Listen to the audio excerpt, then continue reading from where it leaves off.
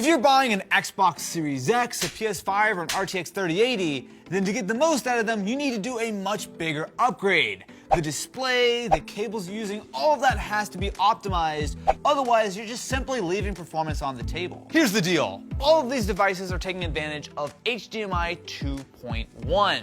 Now this looks exactly like the HDMI that we all know and love. However, it is functionally very different, not only in just the cables, which even though when you look at them, they look basically the same, but importantly, the displays that you connect them to are also different. So sit down and give me a few minutes to explain why, if you are going to be upgrading, you really do need to consider having a much bigger upgrade across the board. So to give you an example, this is something that you would think would actually be capable of getting the most out of the Xbox. So while it's a 1080p gaming display, importantly it will run all the way up to 144 Hz, provided you're connected to a PC. The thing is though, not all of these things are created equal, because you really need to take advantage of HDMI 2.1 to get the best out of something like this. So if I hop into the settings here really quick, what you'll see is when I go to try change my resolution, obviously 1080p is the max, but I don't have 120 Hz, I don't have 4K, I don't have any of these things. The consoles are capable, but most displays are just simply not set up to take such a high quality, high bandwidth signal from a device over HDMI, right? Theoretically, the cables and everything here should be able to do 1080p 120. And as you'll see later, some devices and some TVs will do that, right? But it is all very, very confusing. So what do we need to be able to play at 4K and 120 frames per second? Well, I'm glad you didn't ask that, because I happen to have what I was able to find as the cheapest, oh god, that's heavy, the cheapest HDMI 2.1 device. So this is the LG 85 series NanoCell TV. And as of recording this video, of course this stuff is going to evolve very quickly, so if you're watching this later, things may change. But as of recording this right now, this is the cheapest display that should be capable of 4K and 120 FPS. And that's not even getting into all of the other features that these consoles support, including HDR, including auto low latency mode, including FreeSync. So this is what you want to look for. HDMI 4K at 120 Hz. So with this TV specifically, it has 4 HDMI ports, 2 of which are rated for the Xbox and the PlayStation and your PC. The problem is, unless you're ready to unbox the TV and look for what it says on the port, it's kind of hard to actually know what really supports this. So now we have not only 4K as an option, but if I open it up, I can bump up to 120 frames per second. Now with 120 frames per second, you're getting double the amount of frames, depending on the game, and therefore double the smoothness. So if I wanted to play a game like Dirt 5, I would get that full experience. One thing though to note, you'll see 4K 120 requires an ultra high-speed HDMI cable included with Series X. So I am using the cable that comes with the Series X, but you can't just use any HDMI cable. You need to make sure that it is 2.1, and some cables say they are and they actually aren't. A good way to test is to see if it's thick, because all of these 2.1 cables are much thicker than a standard cable. But if you use the one that comes with your Xbox and I assume PS5, you should be fine. But the thing is, there's still more to it than this, right? Because yes, we technically have a working setup here, but there are other TVs that either do or don't have 120 support, and there's some TVs that will run at 1080p or 4K, and actually figuring out what works, if you don't want to just buy this model of TV that I've tested, can get really complicated. So there are a few things you should look for when it comes time to actually purchasing a TV or a monitor that you plan to use with the Xbox, with the PlayStation, or to use something like a 3080 if you want to go over HDMI. First of all, HDMI 2.1, but that's just the beginning, because you also need to support a full 4K 120. A lot of devices will technically support 120, but maybe it's something like 1080p. But then there are things like FreeSync. Does it support a variable refresh rate? Does it support auto low latency mode? These are all things that can make a big difference in your gaming experience, because it's not just about purely being able to play the game at 120, but you also want to make sure that you do that with, say, no torn frames. You want to make sure that you get an HDR. There's a lot of stuff that goes into this, and certainly not all TVs that you purchase right now are going to support it. But I will say, once you get it all up and running, this is a very, very nice looking experience. Now mind you, all of this will work on pretty much any HDMI display, right? Like that's not a huge problem.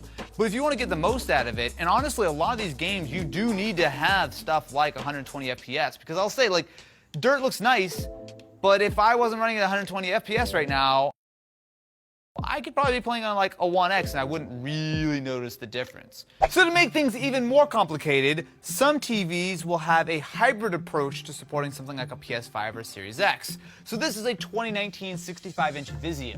Now if I hop into the settings, what you'll see is we see immediately 1080p and 120 FPS as an option. That's great. I think in a lot of scenarios what I would like to do is play at 4K for games that don't support anything higher. But if something like Dirt has a 120 FPS option, I'll just flip my TV over into 120 Hz mode. Now, there is another option, which is to switch over to 4K. Now, by default, this is going to drop me down to 60 frames per second, which again, for most games is going to be fine.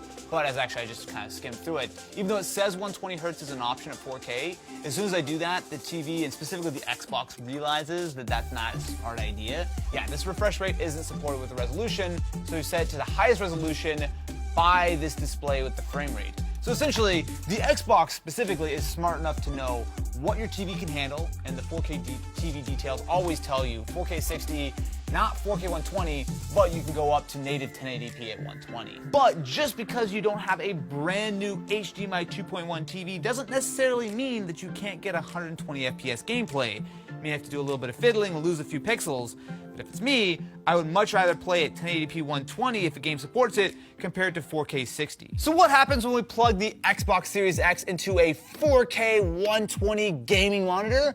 Well, we should see at the very least 4K, but now a different set of options will show up if I actually jump in and out. So first of all, 4K, no brainer, right? However, what I don't see, if I open this up, is any support for 120 frames per second. Now that makes sense because this is equipped with an HDMI 2.0 port, not 2.1, which means that, like a lot of TVs for example, I can play games at 4K at 60 frames per second, but I can't get 120 frames per second out of it. So when it came time for us to build our ultimate next-gen gaming setup, we ended up going with an LG OLED, specifically a 2020 65-inch. Now one of the nice things is pretty much all of the 2019 and 2020 OLEDs do support 4K, they support 120 as well as stuff like the auto low latency mode and FreeSync and all that kind of stuff. But I think the real question here is once you know that you have the TV and you have your HDMI cable and everything is set, cool. But how easy is it to find a TV that will actually work? Spoiler alert, really difficult. So say I want to find a TV that will work well with my brand new PS5. So I go on bestbuy.com, I want to search for 4K TVs, because obviously I want 4K. A 70-inch Samsung, 4K, surely a 70-inch Samsung TV, even though it's only $600, will support 120 FPS, right? Oh wait, hold on, motion enhancement technology. Motion rate 120. I mean, that sounds like what I need, right? 120, clearly that's the actual move, right? Well, I found one thing. I found our NanoCell when I searched that. The NanoCell that we have across the hall, although this is a 55-inch, but it's the same thing. We know that this one works. Right, you do. Do you think it says it anywhere? 60 hertz. 4K at 120 hertz. So what you're saying right now is the only way to find out, short of finding someone who answered the question who has the TV who has tested it, a TV that is supporting the full spec what we're looking for, right? We just tested it, HDMI 2.1, all the bells and whistles, is to buy it and to try it. Look, there will obviously be videos like this one, there will be articles that will tell you, hey, look, this is a great TV for PS5 or Series X or whatever the case is. And as time goes on, these TVs are going to become more and more popular. Sure, you can just default to buying a very expensive high-end premium TV from an LG, whatever the case is, and it'll probably work. But if you want to know for sure, short of finding an article or a video of someone who's tested that specific feature, it is really hard to commit to that, right? I cannot believe this is literally one of the only TVs that should do it, and it doesn't say it. I would never have known. So hang on a second. I'm coming back to that 70-inch, right? Samsung talked a big game about the 120 motion rate. 120 motion rate is not the same as 120 FPS. A lot of these TVs will run at 120 or 240, but that's with motion smoothing. That's not the same thing as 120 true frames per second. I finally found it. Native refresh rate 60. I read 120 about 100 times before I finally found this very technical article, which finally tells me that actually what I really need to know is that I could buy this from a PS5 and I'm not getting what I'm hoping for. Here's the deal.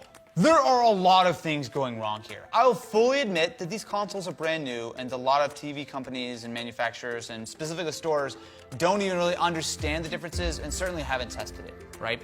But there is a fundamental issue with the fact that I'm on a manufacturer's website and I can't find what I'm looking for. I'm seeing their marketing stuff, but that's not what actually I'm looking for to make this TV do what I want it to do. But outside of that, I'm having to go on these sites that have done these super thorough tests of the TV to finally get the information. It's buried on the bottom of making sure that 4K at 120 hertz is enabled, right? That's not okay. Then you've got the TV and you're gonna miss out on the next 3, 4, 5 years of gaming, never experiencing that extra fluidity that the console that you've already purchased is capable of. Thank you very much for watching. Make sure to subscribe to the channel for more ranting and ravings all about the perils of the next generation of consoles.